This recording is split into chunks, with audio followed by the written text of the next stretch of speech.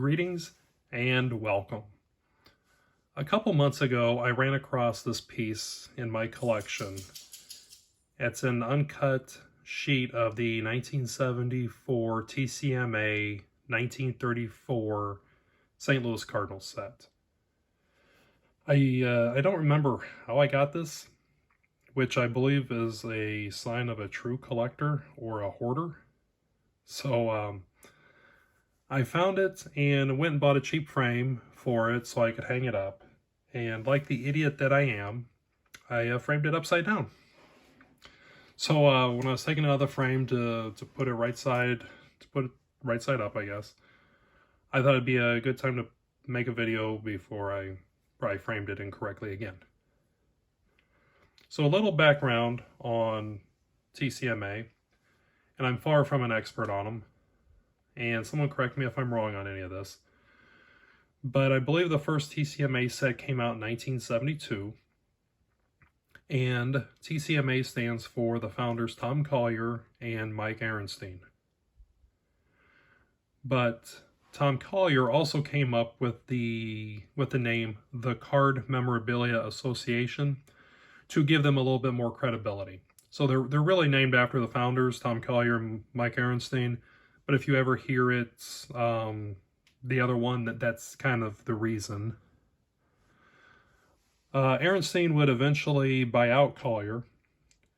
And when they started in an attempt to get around the legalities from Topps, TCMA didn't sell gum with their cards, and they sold their cards in sets, not in packs.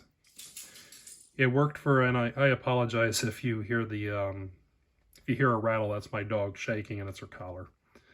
It worked for a couple years, but Topps did eventually sue. According to a radio show that Aaronstein was on, maybe about 3 years ago, he shared that autographs were becoming much more sought after in the early 70s. And a lot of times people only had like postcards to send to older players. Topps was still coming. Topps came out with at that time the modern players, but no one had older cards, or a lot of people didn't have the older cards to be able to send. So he wanted to come up with something.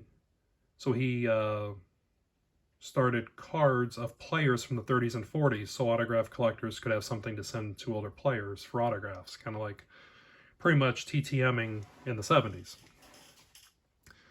So as I said, this set is the 1974 set that featured the Gas House Gang, the 1934 World Series champs, St. Louis Cardinals. There's 31 cards here, as you can see. 3 rows of 9, and then 28, 29, 30, 31. The bottom row, much bigger cards than the other 3 rows. And they featured Dizzy and Daffy Dean, Frank Frisch, Leo DeRocher, Pepper Martin, Joe Ducky Medwick, among others. I'm going to try to get a share. There's the top with Daffy and Dizzy. Frank Frisch, manager and second baseman. There's Dizzy Dean. His brother Daffy. There's DeRocher.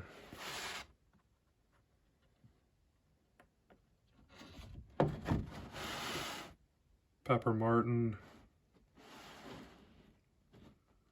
Joe Medwick.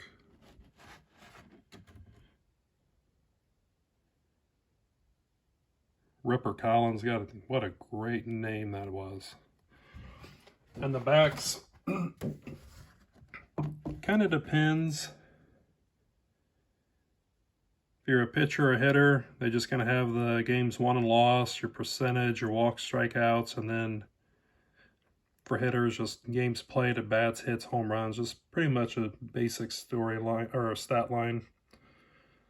On the bigger cards, kind of cool. They have like the breakdown of the 7-game series, who won and lost, The player's not pictured in the set. And if you want to read it, you can pause it. I won't read it to you, but the 1934 St. Louis Cardinals, kind of the season breakdown.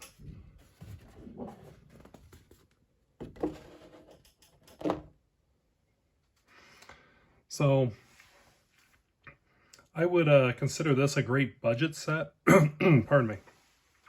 Obviously, these aren't player era cards, but it's a great way to get some Hall of Famers like Dizzy Dean for very reasonable.